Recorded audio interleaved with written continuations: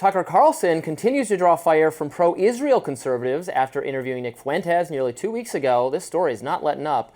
Radio personality Mark Levin recently read aloud a series of text messages on his show that he said were between him and Carlson. The exchange started when Carlson invited Levin to debate him at a Turning Point USA event. Here was Levin's response. People are awakening to what scum he actually is. And he thinks I'm going to platform him? He thinks I'm going to help him kick up his podcast ratings? What would Charlie say? What would Rush say? What would any rational response? Here it is. I wrote him the following.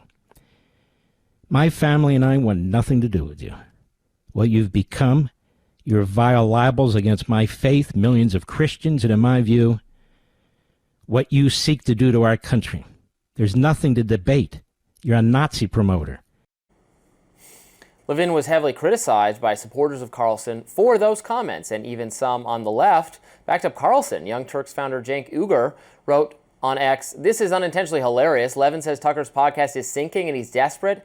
It's top 10 this week. Mark Levin's show is not even the top 200.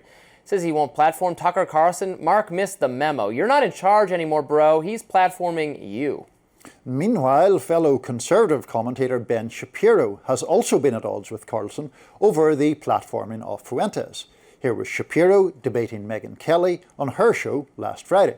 If I see somebody breach basic moral values by having on a Nazi, and in my own view, you can take your own view, in my own view, gloss the Nazi, then I'm going to speak out about that, and I'm going to point out that there is a long pattern of him ideologically laundering terrible ideas over the course of the last 2 years, ranging from traveling to Russia to sniff the bread and explain why the Russian regime is actually wonderful, to saying last week that the Venezuelan regime of Nicolas Maduro is actually not that bad because they're being attacked by, in his words, globo homo.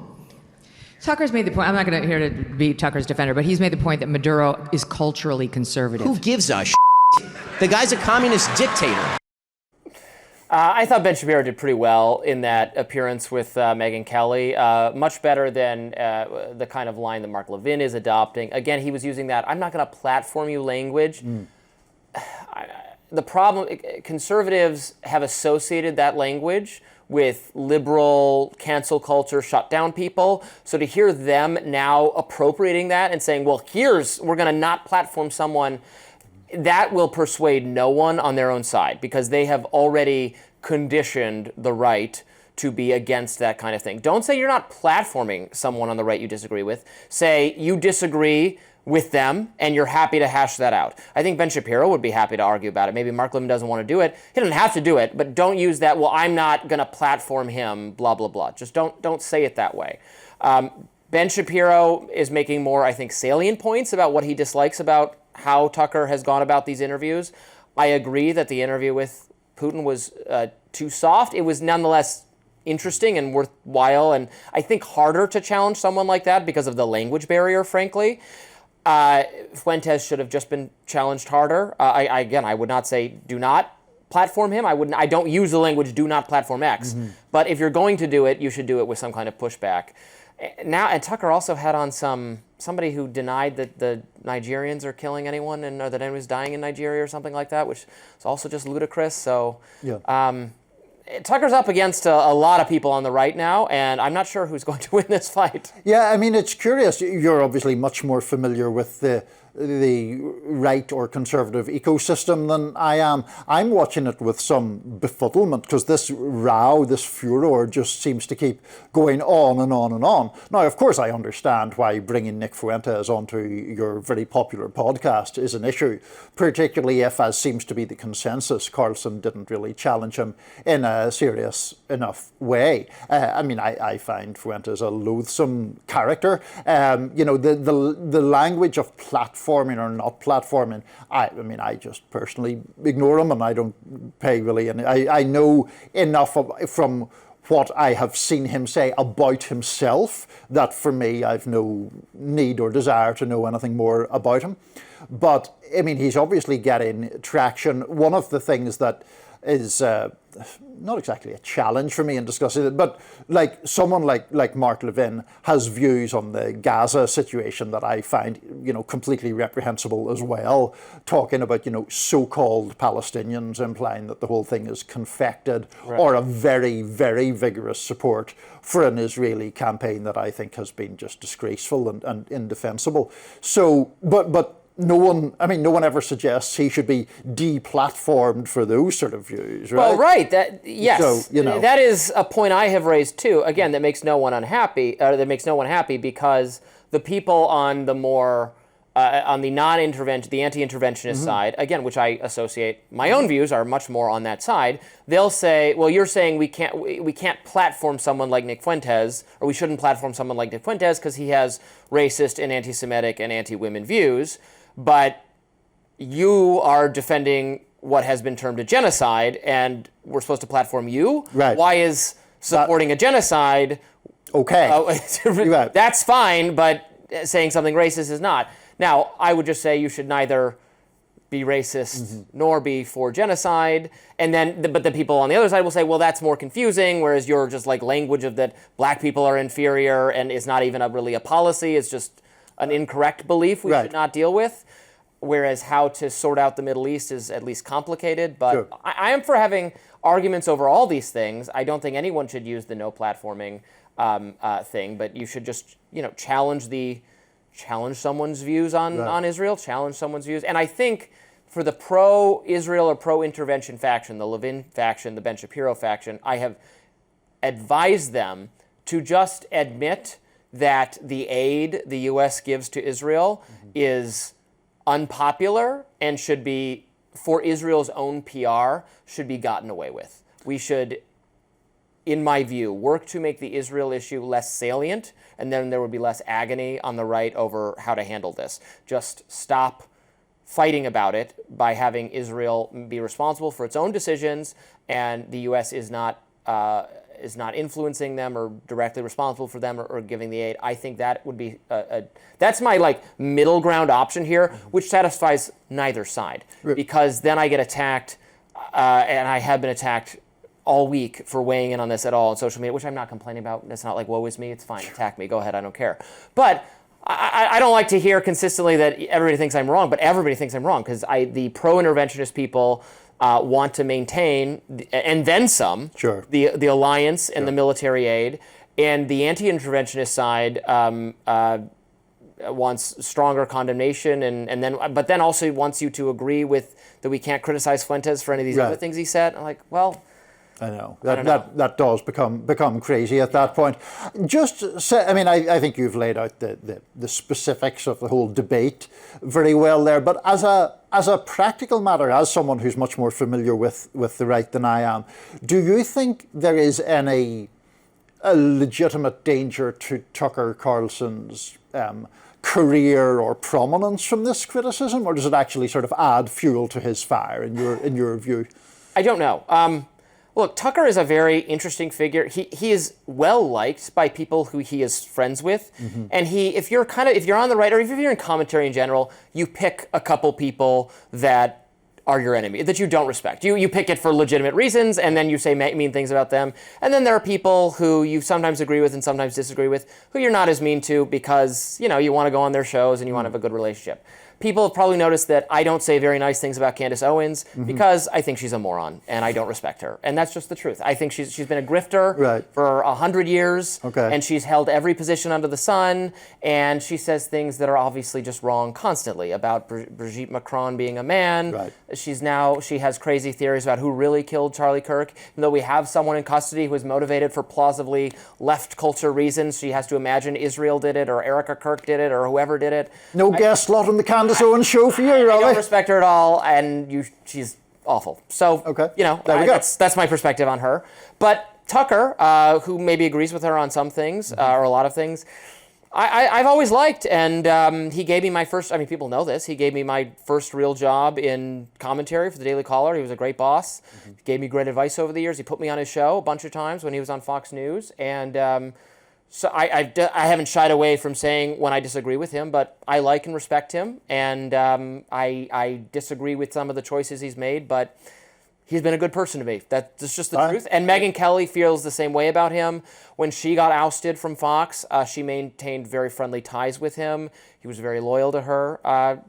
He's someone who is loyal to people he gets along with, and in that way has maintained a lot of influence, even as he is no longer inside a media apparatus like Fox News. He is one of the people I think who has been most successful in a post-Fox News or even post any major cable network career. Like, he has retained his prominence and salience in a way that other people, haven't. So it's... Well, he was on every major network. He's Right. had a lot of media experience. I mean, he is savvy at this. Yeah. He knows what he's doing. He hires people who know what they're doing. His former producer Justin Wells knows what he's doing. He had a good team. He had a good team at Fox, which is why it was by far the most successful show on the platform. He's now up against virtually the entire conservative media, and even organizations like Heritage, which is having a little bit of a civil war over this issue, seems to be landing more strongly. Like Kevin Roberts, the president, is basically begged for his job and promised the more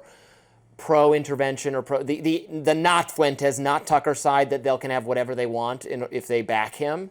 And so, but like with Trump in 2016, having all of establishment conservative against you didn't matter at all in Trump's case. I don't know if it will in Tucker's. Yeah, he may well survive it. Candace Owens continues to generate controversy in the aftermath of Charlie Kirk's assassination. The right-wing commentator released more text messages that were supposedly sent between her and Kirk in 2018. The messages appear to show Kirk saying that Ben Shapiro had a strong dislike of both Kirk and Owens, and that he tried to stifle their careers. Here's Owens explaining the situation on her podcast. Ben was going on people's shows and talking down about me and Charlie. And he said, "You're bigger than Ben now." And walking into the White House yesterday, I realized that. I said, "I know, he hates it."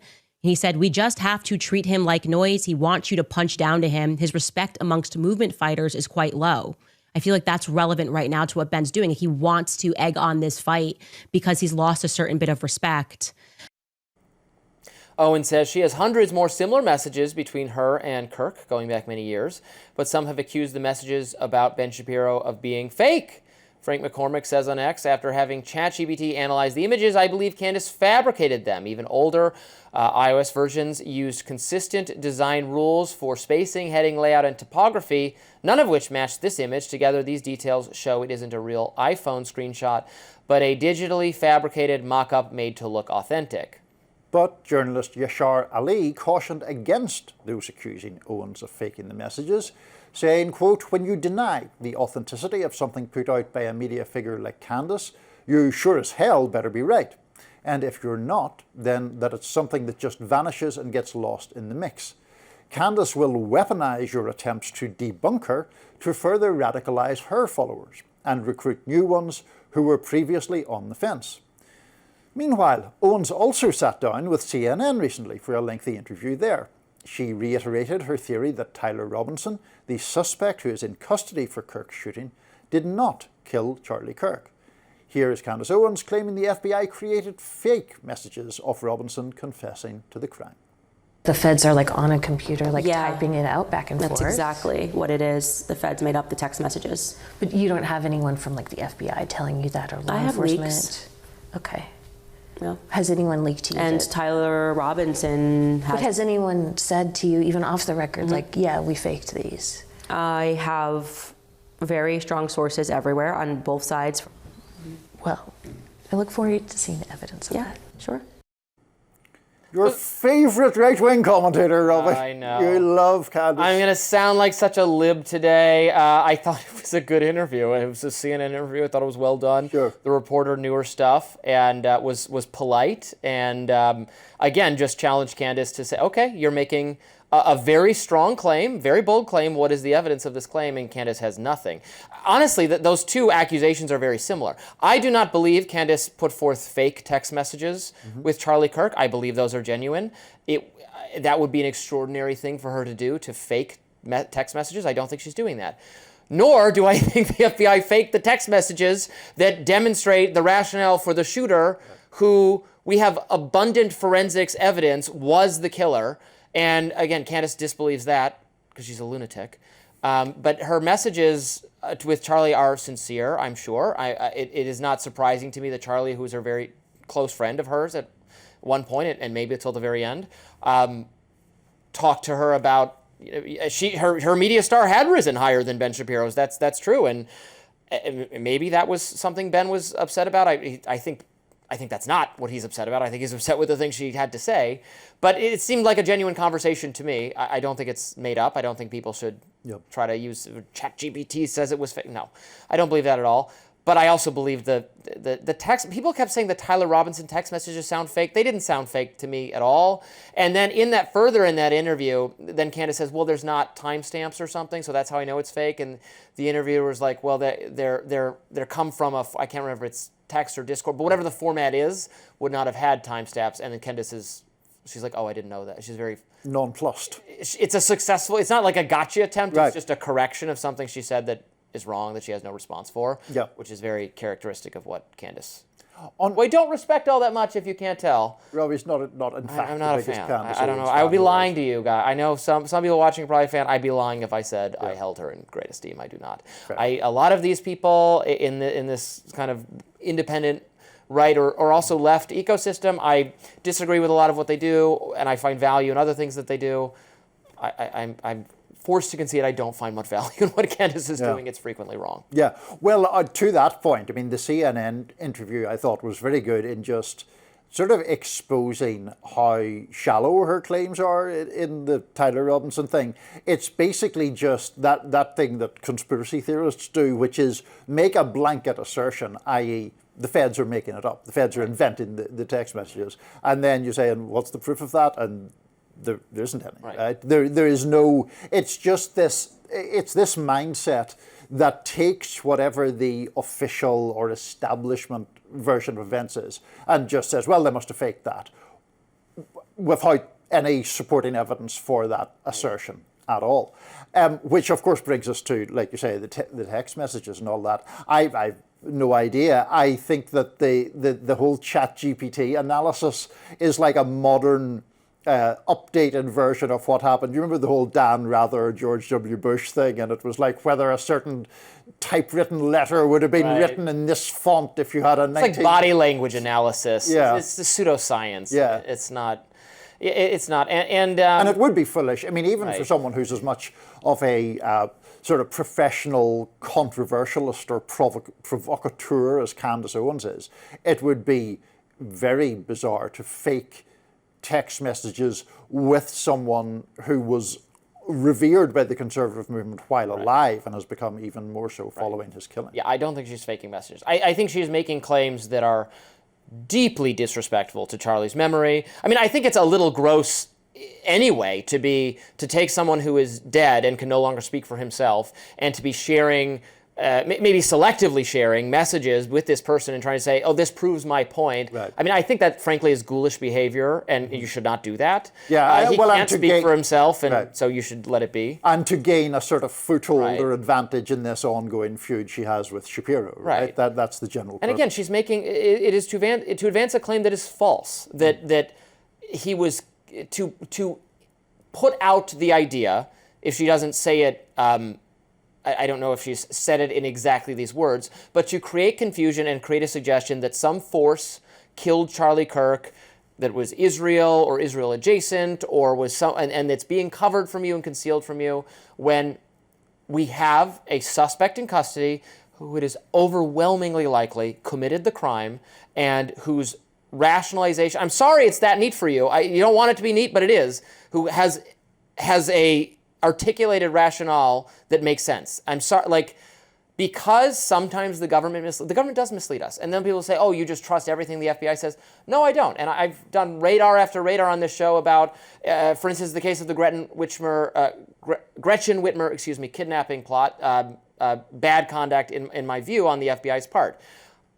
You should not trust the authorities. The authorities do stuff wrong all the time. But just because we can't always trust the authorities doesn't mean that every crazy claim can always be borne out. Sometimes crazy claims can be borne out. COVID is a testament to things that were said by people at a greater level of fringe about where COVID originated and how well some of the therapeutics would work and how well some of the mitigation efforts were, even though experts said those claims not standing up to scrutiny. That's a win for more fringe people. They win sometimes. They're right, absolutely. It doesn't mean you shouldn't have automatic trust in fringe perspectives, nor automatic trust in mainstream perspectives. Right. Well, and that's hard for people to accept. Yeah, and one of the either or. Yeah, and one of the big problems I have with the fringy or conspiracy-minded people is that not only are they enormously skeptical of the official version of events, they're enormously credulous when it comes to the fringe explanation of events. So presumably, perhaps some of our own audience will have watched Candace there talking about the lack of evidence that the FBI faked it, but will still believe her anyway. And it's like, why do we, if you're of that mindset, why do you believe the person on the fringe without evidence at the same time as you're incredibly skeptical that the official version doesn't have enough evidence? Like, you should be presumably going where the provable evidence leads you in your conclusions, right? Right. And the idea that, because then they started to get into the journalist for CNN saying, if there was evidence of this, we would report. Because then Candace says, well, no one will report the real truth about who killed Charlie.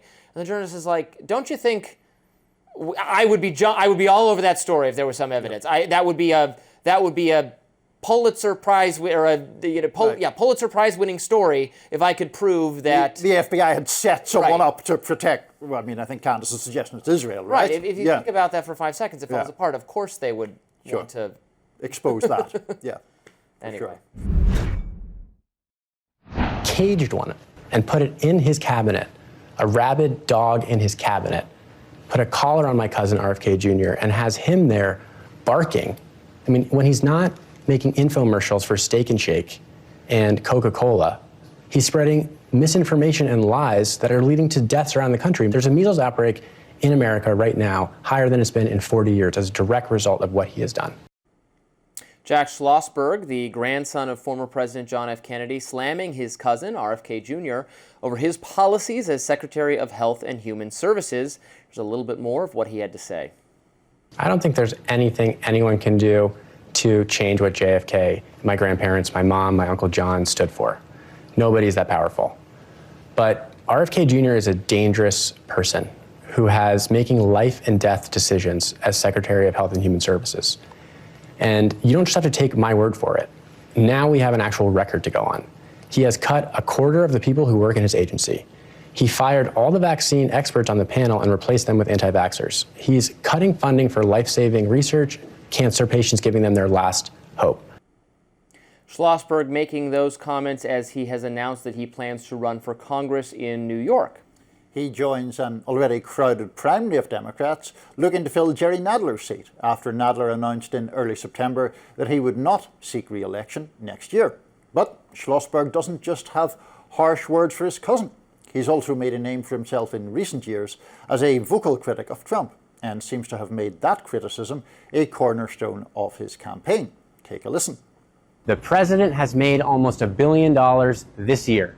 He's picking winners and losers from inside the Oval Office. It's cronyism, not capitalism. And a constitutional crisis with one dangerous man in control of all three branches of government. We deserve better, and we can do better. And it starts with the Democratic Party winning back control of the House of Representatives. With control of Congress, there's nothing we can't do. Without it, we're helpless to a third term. Schlossberg is also known for going on rants and delivering hot takes on social media. And he also spoke at the 2024 Democratic Convention in support of Kamala Harris. What do you make of all this, Robbie? Big fan of Jack Schlossberg, I imagine? I am not. He deleted his social media accounts earlier this year and posted like a cryptic, "I'm sorry everyone and I'm going away now." It was almost like a concerning cry for help type message. So I don't know how it speaks to a kind of instability. that I don't know makes him Yep. totally fit for running for Congress, but maybe our Congress is staffed with unstable people. I Plenty can of name them. a few of them. Both Certainly, parties, I don't want to be both sides are at it. charged with defamatory, but I have No. a certain woman in mind. I'm sure we'll you just let that go. Look, he has every right, I guess, to speak up about whatever he hates RFK Jr. If it were maybe a cousin isn't that close a relation. If it was a close member of my family, I would just not say anything because I think it's a little dishonorable to go after your family in that way. But the Kennedys are political people and they love running for office, and I don't think being a member of the Kennedy family and being passably good looking is enough of a resume to run for office, but good luck to him, I guess. Certainly, a number of ladies of my acquaintance enjoy his good looks, so maybe that'll be a big advantage to him. Look, I am not a big fan of Robert F. Kennedy Jr., as you know, and I'm very critical of various things that he has done. And I do think that the thing Schlossberg noted there about the panel of experts pertaining to vaccines is an important point to raise, and one where I would agree with him more than his cousin, the health secretary. That being said, I can't really sit in this seat criticising Trump for the various forms of inflammatory language he uses and say it's great for Schlossberg to describe RFK Jr. as a rabid dog. Yeah. I mean, I don't think that that's very helpful language or very useful language to use, certainly not about a member of your family, but also about anyone who you disagree with politically. That seems excessive. The other broader point about the Kennedys, first of all, despite my Irishness, I've never quite been bowled over. I mean, I like the original RFK, like the current health secretary's father, and obviously John Kennedy, that speaks for itself. But the continued sort of dynastic power of the Kennedys, I'm not a huge, I just don't really like that. I don't like it either in the cases of the Bushes or the Clintons. Same.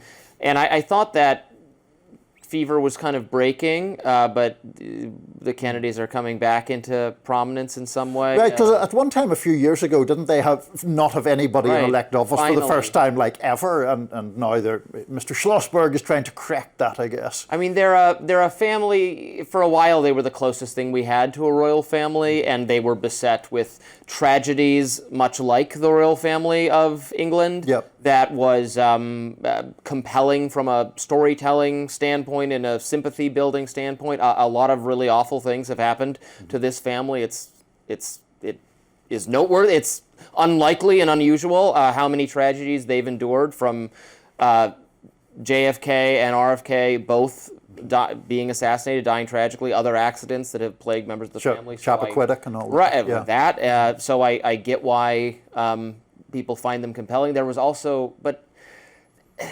I think, smoothing over of JFK because he was killed and assassinated. It was so shocking and so vile. There was then a almost deification of him, someone who was, I think, a very flawed, morally a human being. His governance as leader of the country, I don't think was particularly appalling or necessarily particularly great. It was fine, but he was a more flawed man personally than the kind of lionizing of him there's been on. That's neither here nor there for whether his descendants should run for Congress or not. They're certainly entitled to do so if they feel so motivated. But it's really that's the only thing that they have to say. I agree that there is a sort of celebrity fascination with them. Yeah. And this is based just on my own gut instinct, I'm not sure that they have as much political influence as they're said to have. Like, I remember back in, I guess, 2008, there was a whole big deal because the now deceased Ted Kennedy came out and endorsed Obama over Hillary Clinton in the Democratic primary. And there was this it's a huge thing. I certainly don't think that was a defining or pivotal factor. Ted Kennedy was entitled to do it if he wanted to. It helped Obama, but it's not this sort of thing that, a Kennedy has decided this, so therefore Democrats are all just it's definitely a boomer generation thing, right? The revering of the Kennedys predates you and I, Right. and it is probably no longer a significant part of American politics. There are probably a lot of people who don't even know. If you're just a casual follower of politics, you don't even know who the Kennedys are. Or actually, if you know who the Kennedys are, you probably know from RFK Jr. is probably the figure who you associate with that name brand. Absolutely. And in this case, in Schlossberg's case, I think there are about a dozen people in this primary, so it'll be quite interesting. Yeah, is there any? I mean, I don't think there's he could win. He could win. He could win. I mean, I guess because of his crowded primary, social media celebrity. But although he doesn't actually have the literal last name Kennedy. No, he doesn't. Remind people that he should change it. He should put it on the back. Schlossberg Kennedy should be on the back. And there's all these people named Kennedy in our politics who are actually not even related to the family. Right? The senator Kennedy John is not Kennedy. related to the Kennedys, and we had a Supreme Court justice who was also not related to the Kennedys. So yeah, just a popular name in American politics. Don't know where to go with it. President Trump appears to be setting his sights across the pond for his latest legal battle with a major media corporation. Trump's lawyers are threatening the BBC with $1 billion lawsuit over how the broadcaster edited a clip of Trump speaking to supporters on January 6th.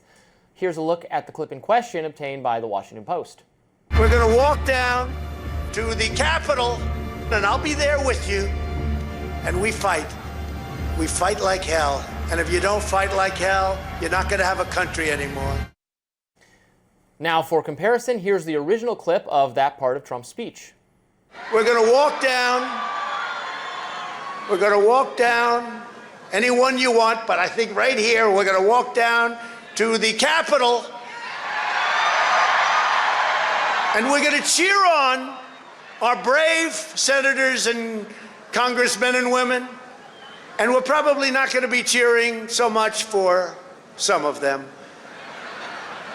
Because you'll never take back our country with weakness. You have to show strength and you have to be strong.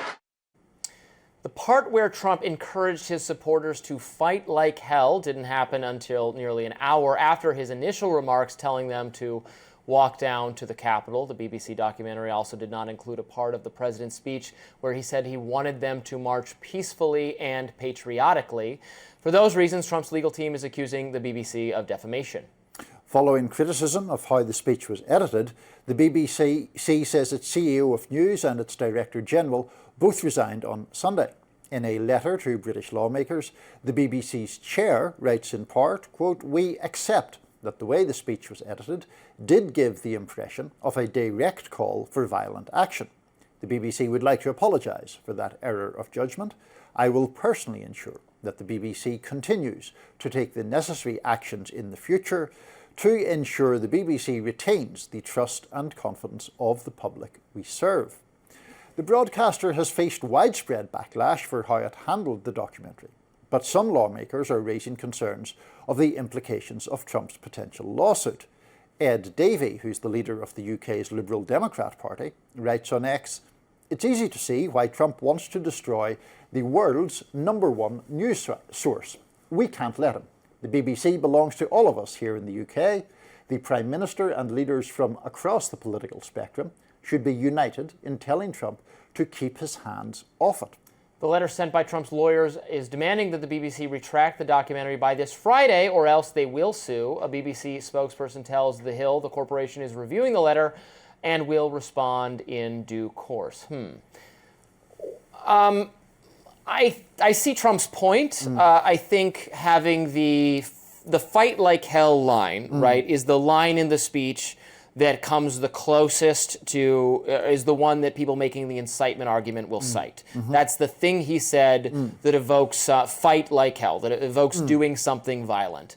And if you juxtapose that closer into the speech toward the call to march to the Capitol, that's where you would get an idea that I said go to the Capitol and fight with people. So condensing those together like that, I see Trump's point. Does it rise to the level of defamation? I don't necessarily think so. I think it was not a good editing call, and they should change that in the documentary. Yeah. What I would suggest they do, and that's what Trump is asking them to do. So that would to me seemed to be a fine outcome. Yeah, I thought we might have stronger disagreements on this one, but I'm broadly on the same page as you on it. That's a bad edit. I mean, we showed it, I think, very well there. Yes. It's splicing two things together. And it very seamlessly, too, Right. so they don't necessarily look spliced. Exactly. That's what because I was watching it, and I'm like, oh, it looks like it happened that way. Exactly. Wait, that's a problem. It is, because it's made to look like a continuous piece of speech, whereas in fact it's taking two separate points. Where I would be maybe a bit more fervent than you in saying that Trump has no case for defamation is, to show defamation, you need to show that someone has damaged your character or reputation in some way.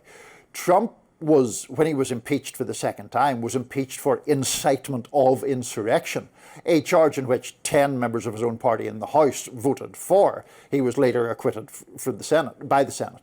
But the point of it is, firstly, I mean, in my view, he plainly incited the insurrection. But secondly, there is no real damage done to Trump's reputation by what is a bad edit, what is journalistically poor practice. But the idea that there's $1 billion in damages to be paid for that, I think is absurd. Trump's incitement of insurrection, to my mind, does not purely revolve around that speech in the ellipse. It encompasses the totality of his efforts to overthrow an election that he lost, to thwart the winner from being duly inaugurated, and to keep himself in power having been defeated.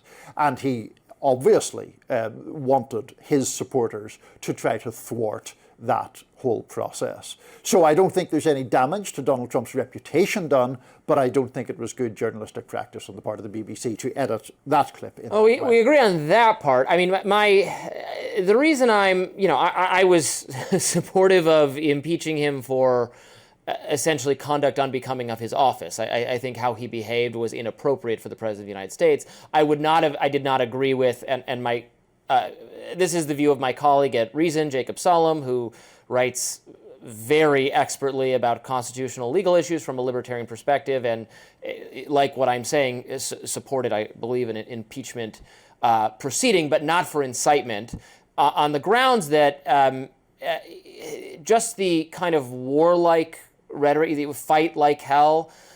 Again, that is something that people in a political, Bernie Sanders talks about fighting the corporation. We got to fight. You got to fight is a sports-like, warlike rhetoric. For incitement, you have to have the imminent lawless act. It has to be so proximate to. It has to be a bunch of criteria together, and that's why this is, in my view, damaging, because it links them more closely.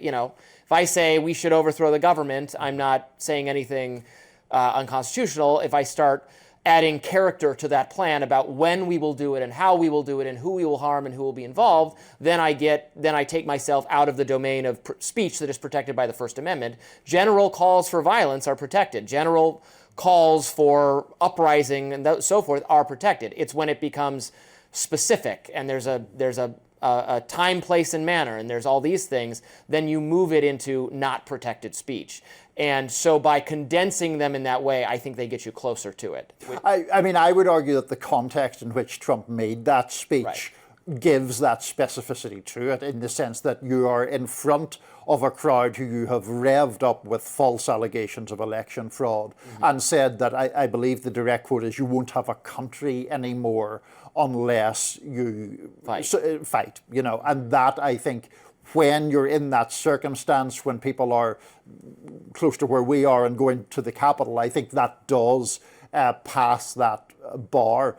And because we've talked about January the 6th a lot of times, there is also a separate whole issue around the BBC here, and I don't want to get too deep into the weeds of that for a primarily American audience, but it is an issue that arises when you have a broadcaster funded by the government, which the BBC is in effect a license Not my fee. favorite situation to be in. No, and it is possibly for this reason. Go ahead. And they have a license fee levied on essentially all British households that pays for the BBC.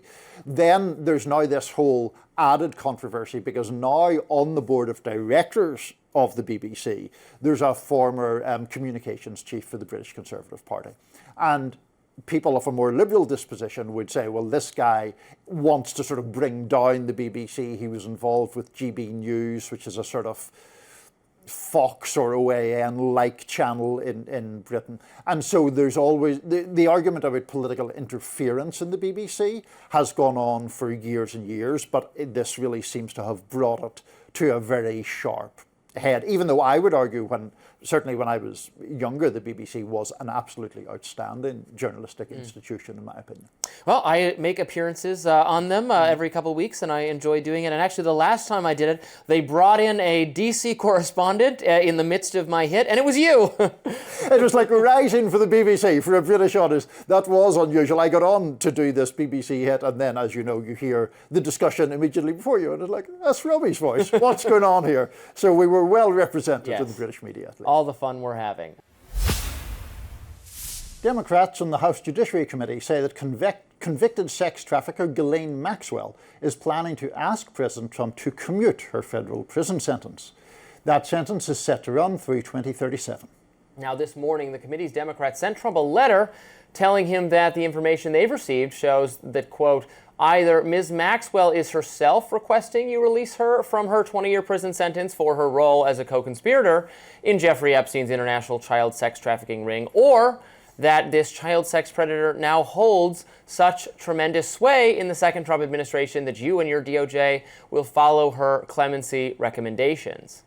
The letter also mentions the alleged special treatment Maxwell is getting at the Bryan Federal Prison Camp in Texas. That's where she was transferred over the summer. NBC reported this weekend that Maxwell was sending emails to her friends and family boasting about the prison's conditions. She writes in one of them, according to NBC, quote, the institution is run in an orderly fashion, which makes for a safer, more comfortable environment for all people concerned, inmates and guards alike. Maxwell also mentioned that, quote, I feel like I have dropped through Alice in Wonderland's looking glass. I am much, much happier here and, more importantly, safe. Democrats are calling for Deputy Attorney General Todd Blanche, who met with Maxwell over the summer, to be made available for a public hearing.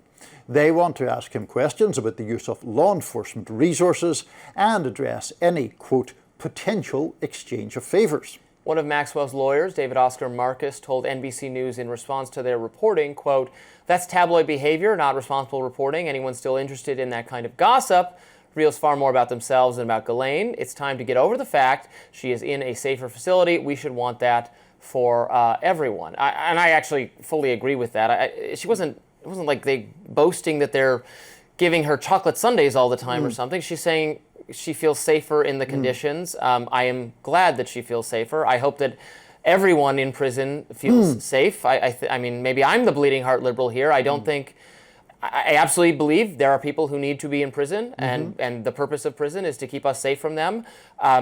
Prison should not feel like torture. People in prison should not suffer starvation or sexual abuse, as particularly many men in prison do. That's all wrong and bad. We should, again, shouldn't be torture to be in prison. It should be, the conditions should be what the conditions are. So that she is safer and fine is perfectly fine by me. I don't, again, if some extraordinarily beyond the pale special treatment, that doesn't sound like it was. It sounds like she's just in a better prison now, and good for her. Well, look, I think the conversation about prison reform is a whole other bigger conversation, and I think you and I would have a lot of common ground on that point. I think the point here, though, is the obvious and plausible suspicion that Ghislaine Maxwell is enjoying better conditions than she was previously in because of providing some sort of exculpatory information or testimony around Trump. The suspicion is that she was moved to this facility after meeting Todd Blanche for 9 hours over the course of 2 days, and basically, it would seem, saying that she hadn't seen Trump do anything nefarious anytime she was aware of him in the whole Epstein circle. So the fear is of a quid pro quo, essentially. You say that you didn't see Trump do anything wrong, and he will see you treated right. And this idea that she is going to petition him in some fashion for the commutation of her sentence is part of that picture as well. We are talking about a woman who got a 20-year sentence for sex trafficking. I mean, these are serious offences and a serious sentence to go with it. Well, but the problem is, and a woman who was caught, lying in the course of her own defense so pathologically that I don't know how we could trust anything she said in either direction. She could say Trump never did anything wrong. She could say very damaging things about Trump. And in both cases, she will say, not to overly try to read into her character motivations, she is a malicious figure. She will say whatever she thinks is going to get her out of prison or into better conditions, right? Well, is that not the... Well, that may well be true, but isn't it incumbent when there is a convicted person who does that, isn't it incumbent upon the government, the authorities or whatever, not to be taken in by that, or not to utilize it to say, okay, you felon will say anything that we want you to say, so say this and we'll treat you well. I mean, that is a fundamentally corrupt bargain. Well, certainly, but I can sense Democrats wanting her to say something very damaging to Trump.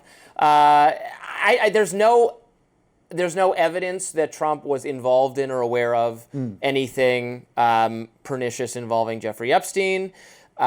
He cut ties with him well before any public knowledge of Epstein's crimes. So in absence of any other information or any other suggestion that there was something, I would just be inclined to say we should disbelieve what she says in either direction, and she should continue to serve out her sentence. I certainly don't think she should be pardoned by this administration or any future administration. No, she should serve out her sentence in peace and safety like any other prisoner. Oh, for sure. I think the fear is special treatment, but I'm sure we'll return to this topic numerous other times.